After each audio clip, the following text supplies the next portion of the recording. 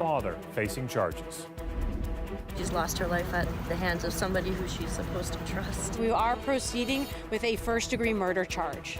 An Amber Alert was issued about 5 hours after her mother first contacted police. Plus, Sidewalk Labs wants to supersize its plans for its Quayside waterfront development. And people use that word business so lightly to where it's not even worth nothing anymore. 1 week before his return to Toronto, we're hearing from DeMar DeRozan about his lingering resentment over his trade. Good evening, I'm Mike Wise. It's been a difficult 24 hours since we first told you about 11-year-old Ria Rajkumar, who was abducted by her father last night. Police issuing an Amber Alert, later finding her father, and then sadly the girl's body. Since then, there have been questions about why this happened and if anything could have been done differently. We begin our coverage tonight with Natalie Nanowski. Flags in Brampton will be lowered to half-mast this weekend for 11-year-old Ria Rajkumar. She was spending her 11th birthday with her father, Rupesh Rajkumar, last night when things took a tragic turn. Here's what we know. She met her father at 3 p.m. yesterday when her mother dropped her off at this Mississauga gas station.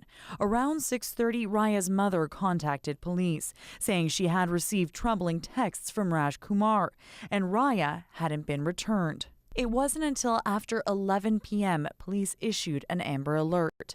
30 minutes later, Rajkumar was arrested near Aurelia. Around midnight, the Amber Alert was canceled when police found Raya's body at his home in Brampton. Some of Rajkumar's relatives say they learned about what happened from that Amber Alert. Couldn't believe it. Was totally shocked. We don't, I don't even, it's not like we were speechless. Ria was, she was like the princess of the family, and, I loved her. Relatives say they didn't see signs of violence. We just came back from Florida. We were all there for a wedding. They were just at Disneyland. They just had an amazing time. Now there's a growing memorial for Raya outside the home where her body was found. We put these flowers right here for her. She was nice. At Raya's school, Meadowvale Village, grief counselors were brought in to try to console those who knew her. You can just imagine what it's like for an educator and others in a building who work with small children all the time, what that kind of violent death can have, that impact can have. So it is a very, very sad day inside of Meadowvale Village today. The students are expressing their condolences and memory cards that they're going to be providing to a family at a later time. Brampton is planning a candlelight vigil for Raya next week. Her father is in hospital tonight, where he was taken after his arrest. Police say he'll appear in court when he's cleared by doctors to do so. No word yet on when that will be. Natalie Nanowski, CBC News, Toronto. Now, that Amber Alert started reaching many people's phones around 11:30 last night, just after we got off the air. It was loud, and because it was so late, it apparently woke many people up. But it's hard to believe just how some of them reacted. Some people actually calling 911, the emergency number, to complain. It's disheartening for sure. And especially when they're calling 911 to report that, because it's not an emergency. I would just ask people to put themselves in the shoes of this victim's mother and how that would feel. Once Peel Police tweeted about the complaints, there was widespread criticism online of the 911 callers. Now, Peel, the best response was, maybe none, was his statement here from the Peel Paramedics Union saying, if you have a problem with the system designed to help find missing children, you are a horrible person. The dispatchers are too professional to tell you to go to hell. Now, that said, there are still questions being raised tonight about the timing of that alert. Her mother reported the little girl missing around 6 o'clock. The alert went out 5 hours later. Many people asking, why did it take so long? Ali Chiasson looks into that. Obviously, when we realize, we're not getting it, we're extremely concerned for their well-being. We fill out the form with OPP for the Amber Alert, and then the process goes from there. There's 3 criteria for that. The first criteria is the child has to be under the age of 18. The second criteria is they have to be believed to be in danger. And the third criteria is there has to be informative description, on one of three things: the child, the suspect, or the vehicle. Once those thresholds are reached, then the OPP manages the Amber Alert system for the province of Ontario. The search for Rhea checked all three boxes. The alert went out 4 hours after the investigation began. We have a system called Alert Ready. Sunil Johal is an expert in these systems and their effectiveness. It enables them to push out alerts around certain kinds of incidents to people, whether it's through radio, television, and in the past year through wireless devices, so through your cell phone. But in Rajakumar's case, some people never received one. Others are still getting them this morning. Whether that's a glitch at the carrier level or what, I mean, I don't think we're really clear on that, and that's where we need to study and make sure that there aren't holdups in the system that are holding things up from going out instantaneously. But I mean, again, 80% of Canadians own mobile devices. This is, in today's day and age, the best way of reaching people. We just want to make sure it's targeted, it's effective, and it's really hitting at those important issues that people need to know about. Would the outcome have been different if it was escalated sooner, or if the mobile phone alerts rolled out smoother? I honestly don't know. The sad reality is it went out when it did, and officers were close and nearby. I think a lot of them were really affected by the fact that they were actively searching for this girl, and this is the outcome that we're now dealing with. One thing police can say is that the Amber Alert worked. It was a call from someone who recognized the father's vehicle from the description in that alert notification. Ali Chiasson, CBC News, Brampton. We have an update tonight on a violent shooting that took place last weekend in South Etobicoke. We're learning that a woman shot multiple times has now died. 24-year-old Veronica Morova is now Toronto's 9th murder victim of the year. She was shot while sitting in a car in a parking garage near Lakeshore and Parklawn early Sunday morning. Morova was rushed to hospital and kept on life support, but she died today. Police say 2 people were last seen fleeing the area in a dark-colored SUV. And this man is the city's 8th homicide victim of 2019, 28-year-old Tesfa Welsh Hope. Police say he was shot and killed last Wednesday night on Bergamont Avenue, that's near Islington and Rexdale. He's found outside a group of apartment buildings. Investigators say they are searching for at least 2 suspects and a green or tan late model SUV that was seen speeding away from the area.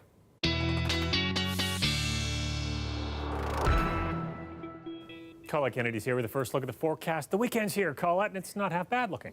It isn't half bad looking. You know, we are going to contend with temperatures being a little bit below seasonal, but it does still look like that storm system that's coming towards the second half of the weekend should stay to our south. Let me walk you through what's going on. Through the overnight, we're going to see these winds easing. It's already been starting, and so some of the areas that have been in the special weather statement, we're going to see those winds easing and affecting what you've been seeing off the lakes. Into tomorrow morning, we should have a great deal of sunshine. Now, by afternoon, could be a few areas where we're getting into more of a mix of sun and cloud. You can see that here, but it shouldn't be bad.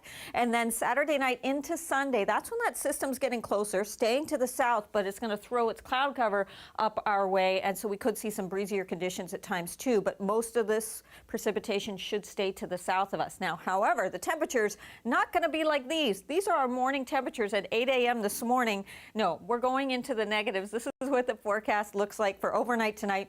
-6. It'll probably drop another degree after that towards the morning hours, but in the overnight. And then tomorrow afternoon, -2 for the high with that mix of sun and cloud. Looking pretty good Sunday and Monday, but cooler. I'll talk about that when I return. Okay, thanks, Colette. Police in Kingston say they have solved a string of cold cases involving a murder, a bank robbery, and a bombing right here in Toronto. A Kingston man and his former wife have been charged following an investigation that began last year. Amanda Pfeffer has that story.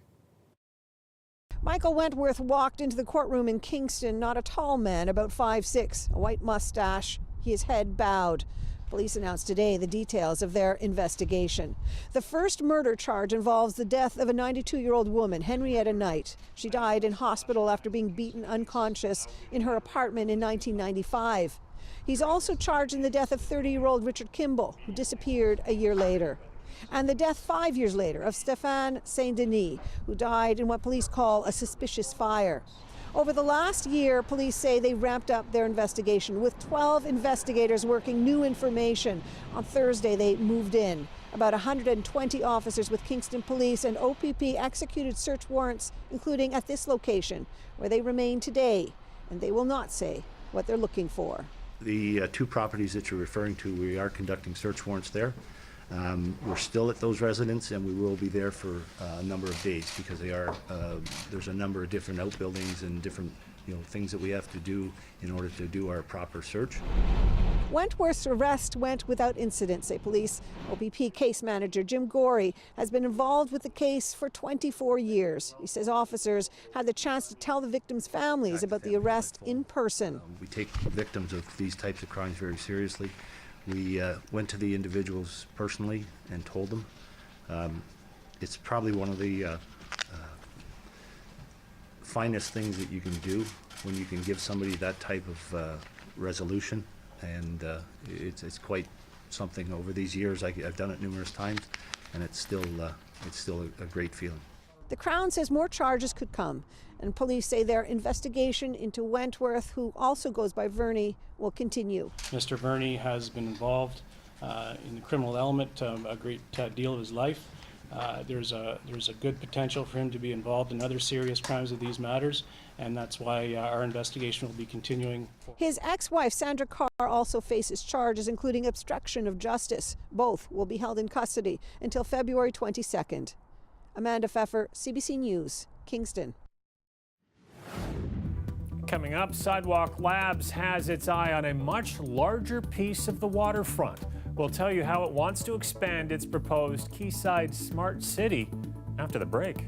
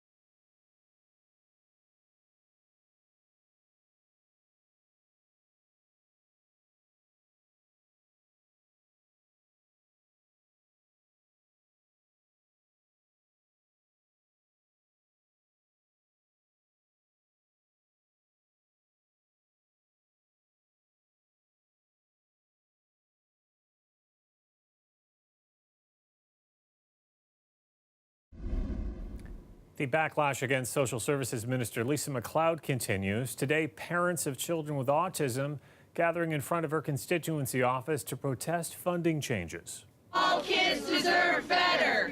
All kids deserve better. The parents say the Ford government's plan will leave children with autism unable to get the therapy they need. Now, this comes after allegations that MacLeod bullied the Association of Behavior Analysts to support the PC plan. We told you about that apology she tweeted out last night. The association acknowledged that today, but some parents at the protest were still calling for her resignation. Sidewalk Labs is now expanding its vision for a smart neighborhood along Toronto's waterfront. And by expand, we mean where it was once just looking at a 12-acre development, it's now eyeing hundreds of waterfront acres and even a light rail line to service them all. But as Kelda Yoon tells us, to fulfill that vision, Sidewalk Labs is asking for payback. Sidewalk Labs is calling it the way of the future, the building of a neighborhood fueled by innovation and technology. It was supposed to be on a 12-acre piece of land in Quayside, but grander potential plans have since been revealed. Sidewalk Labs is now planning to redevelop 350 acres in the Portlands, transforming something like this into something more like this. I was pretty concerned and confused because they're, as been told to me, they have 12 acres. Paula Fletcher is the city councillor for Ward 14. Her ward encompasses the Portlands. It's not the vision that I understand they were tasked to develop. But spokesperson for Sidewalk Labs, Keithan Arang, says it was always the plan to look beyond just Quayside. We will develop Quayside itself and show that we could actually do this. Is this going to be successful? If so, we actually want to work with partners in Toronto and developing the rest of the eastern waterfront. Sidewalk Labs' proposed redevelopment of the Portlands would include financing a light rail line, but here's the kicker. They also want to be repaid. It's kind of coming to say, well, here, I'm going to come and do all these things for you, and I'm putting in this money, and then I'm going to get it back. We're proposing to build infrastructure that's something that the city would usually do. So the LRT is usually something the city would build. What we're proposing is that we would finance it for the city to build and bring it so that we can do it now. We can accelerate it. But if we're going to finance it, then we want to recoup the cost somehow. Sidewalk Labs is asking for a portion of property taxes and development fees that would normally be funneled toward the city. It hasn't happened in Canada before, but the Portlands, the eastern waterfront, has not been developed for 100 years. There's nothing that's been going on down here. So we do need to try a new approach if we want to build new neighborhoods down here. This afternoon, Mayor John Tory released a statement saying any final proposal from Sidewalk Labs will be given full public scrutiny, subject to public consultation and discussion. Sidewalk Labs says a draft proposal will be presented in the spring. Kelda Yoon, CBC News, Toronto. I mean, that's sleek and it looks super fast. It looks like something space age, like something from a sci-fi movie. Well, you can look and touch, but you probably can't buy them. Still ahead, we'll take you to the auto show to look at the high-end cars of your dreams.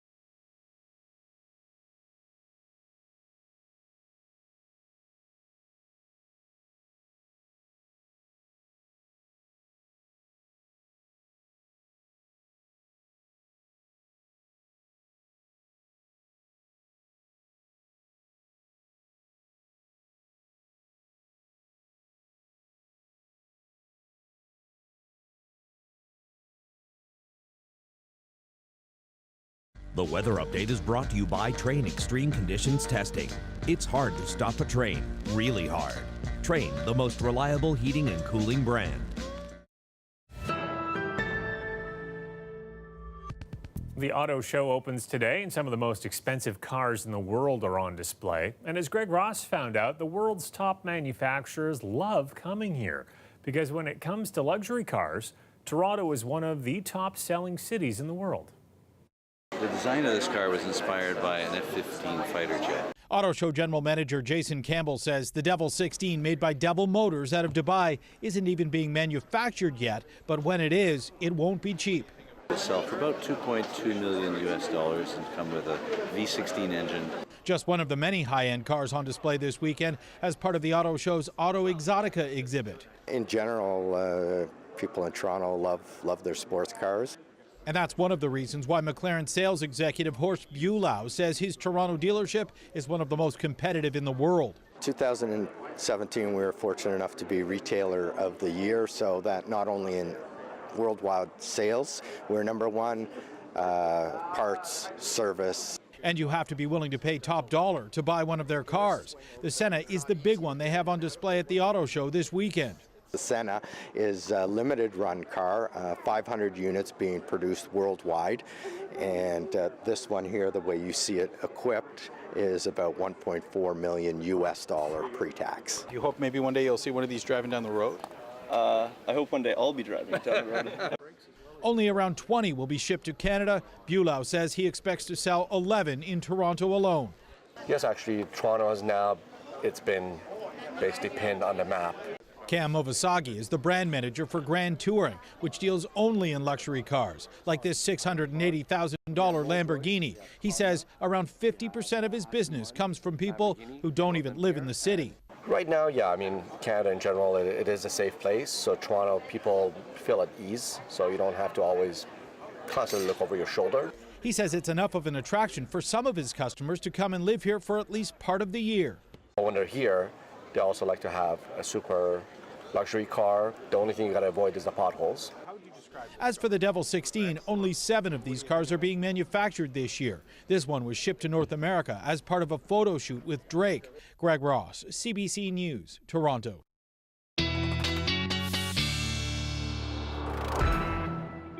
Colette joins us again with her weekend forecast. It is a long weekend, and we can give the snow shovel a rest, I'm hoping. We can. It looks like it may be until about mid next week, towards the end of next week, that we're going to see the next system moving through. So looking good for the weekend in that sense, a little bit cooler. But you know what's encouraging to me is that today when I had to plug in, I like to do it. The average high for this time of the year, minus 1.2. So it's getting closer to being just minus 1, which means we're getting closer to 0, and then we can start to climb above it. But we certainly saw mild temperatures this morning, and we're not into that mild area yet. We do have a cooler weekend ahead, but what's nice is to see the winds backing off overnight tonight. Sunshine for us into Saturday. A few areas will pick up a little more cloud cover into the afternoon. And then Saturday night into Sunday, pretty quiet, but through the day Sunday, because of a system that's going to pass to the south of us, another Colorado low, we could see a few scattered flurries popping up. Mostly, I think we're just going to inherit the cloud cover with this system. And so Sunday, a little cloudier, maybe some scattered flurries, but mostly we're seeing that precipitation to the south. Overnight tonight, that wind chill minus 13 with temperatures of minus 10 for you into the Windsor area, but partly cloudy skies, a few areas with some spotty flurries. Tomorrow afternoon, minus 1, a pleasant day, but more clouds in the afternoon. The morning should be nice and sunny.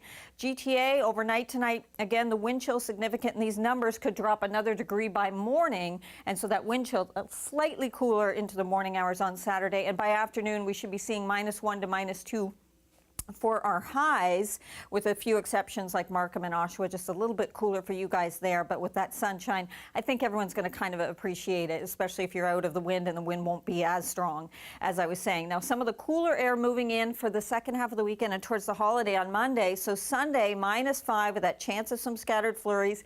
And then into Monday, minus 6. But something I want to draw your attention to are the overnight lows. So some much colder air is kind of coming in, not just Sunday night into Monday, but it's really Monday night into Tuesday. So if you have the weekend off, headed back to work, getting the kids back to school, say on Tuesday, that morning is going to be a chilly one because that's just the temperature, and then we'll factor the winds on top of that. But at least it looks like a sunny day. Again, it's not till about midweek next week we get into that next storm system moving in with some snowfall. All right. Thanks a lot, Colette. You're welcome. Bye.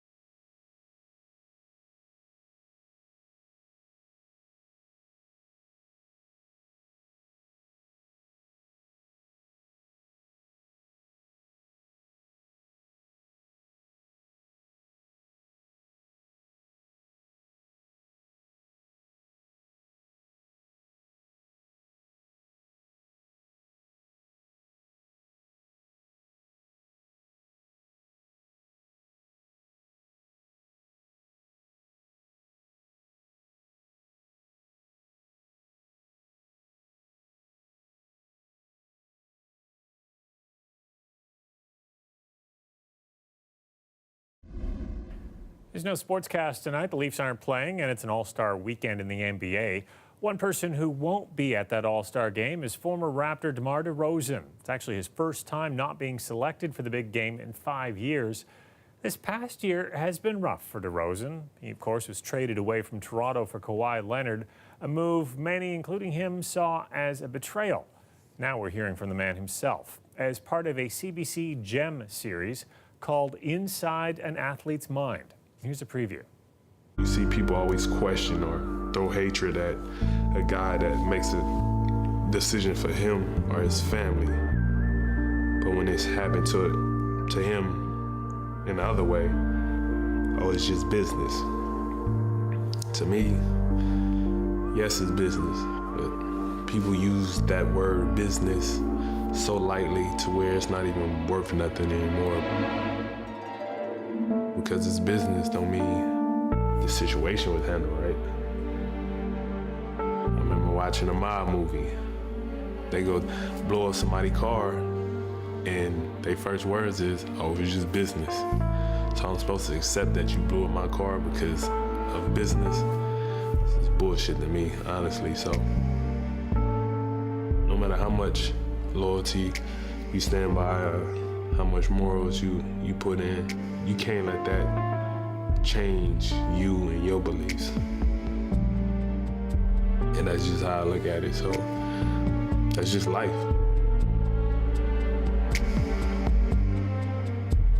You can stream the entire 8-minute piece on the CBC Gem app or on our CBC website. And just a reminder, Raptors fans, DeRozan returns to Toronto for the first time next Friday. And a heads up before we go, if you're hoping to get out the door on Family Day on Monday, some malls in the GTA are open. The AGO, the ROM, and the Science Center are also open if you're thinking of a family outing. The TTC and Go will be operating on a Saturday schedule, but the LCBO and beer stores will be closed, along with a handful of banks, government offices, and some stores. Well, that's our newscast for tonight. I'm stepping away for a few days next week. Talia Ricci will be here instead, so have a great Family Day weekend. Good night.